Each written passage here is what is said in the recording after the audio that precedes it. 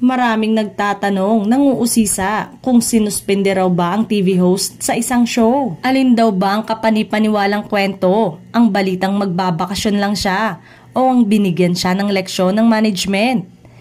Ilang araw na kasing hindi napapanood sa nasabing programa. Agad na kumalat ay ang sinuspende raw siya. Inirereklamo raw kasi ng kanyang mga kasamahan ang madalas niyang pagiging late. Madalas din daw na mainit ang ulo at wala raw halos makalapit sa kanya kapag gano'n ang kanyang mood. Kaya binigyan siya ng leksyon ng production. Ang siste ay pagbabakasyonin di umano ito. Kailangan niya namang magpahinga kahit paminsan-minsan lang dahil sa buong linggo ay nakakapagod nga naman sa katawan sa 3 programang ginagawa niya. Say naman, ay wag naman sanang ipagdamot ang pahinga. Hindi niya naman kayang magtrabaho na lang habang buhay.